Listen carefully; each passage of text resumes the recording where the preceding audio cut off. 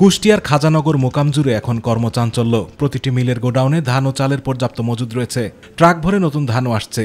ঈদের আগেও যেখানে মানভেদে সরু জাতের ২৫ কেজি প্রতি বস্তার দাম ছিল ১,৬৮০ টাকা থেকে ১,৭২০ টাকা, সেই চাল এখন ১,৮২০ টাকা থেকে কোনো কোনো মিলে ১,৯০০ টাকা দরে বিক্রি হচ্ছে। প্রায় ২০০ টাকা পর্যন্ত দাম বেড়েছে, যা একেবারেই অস্বাভাবিক। দাম বৃদ্ধির বিষয়টি নানাভাবে ব্যাখ্যা দিচ্ছে চাল কলের সাথে সংশ্লিষ্টরা। অটোরাইস মিল মালিকরা বলছেন, বিগত ২ মাস ধরে প্রচুর ধান কিনছে প্রতিটি মিল মালিক। সব মিল এখন উৎপাদনে রয়েছে। ধানের দাম যেটুকু বেড়েছে তাতে চালের দাম ৪ থেকে ৫ টাকা বাড়ার কোনো সুযোগ নেই। আসলে মূলত টাকাটা কোথায় থেকে যাবে তো ধান চালের উপর থেকে, খাদ্যের উপর থেকেই তো আমরা যে বেশি লাভ দিয়ে যদি টাকা এনে যদি আমাদের ব্যবসা করতে হয়, তাহলে আমাদের একটু সেই বেশি রেটও আমাদের মালের কর্তা করতে হবে। ধানের বাজার যে বৃদ্ধি হয়েছে, চালের বাজার ১ টাকা কেজিতে বাড়ছে।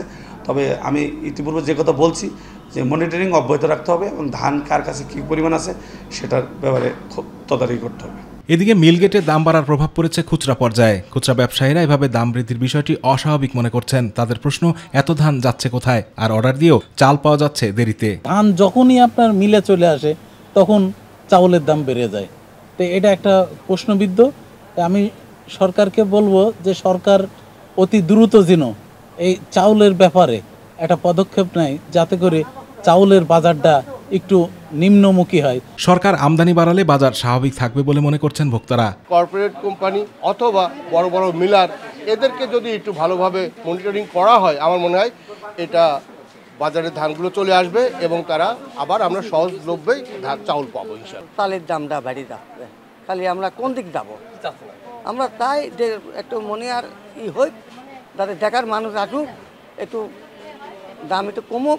জেলা খাদ্য কর্মকর্তা বলছেন, চালের দাম এতটা বৃদ্ধির পেছনে অন্য কোনো কারণ আছে কিনা তা খতিয়ে দেখছেন তারা।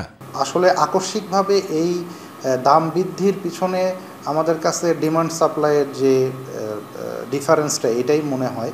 এই চাহিদাটা যখন বেশি ক্রিয়েট হচ্ছে, তখন একটা প্রতিযোগিতা তৈরি হচ্ছে ধান কেনার ক্ষেত্রে। এখানে কিন্তু কিছু একটু দাম বৃদ্ধির একটা প্রবণতা আমরা খেয়াল করছি। প্রতিদিন খাজানগর মোকাম থেকে সারা দেশে ১৫০ থেকে ২০০ ট্রাক পর্যন্ত চাল যায়। আতিকুর রহমান তিতাস, মাই টিভি।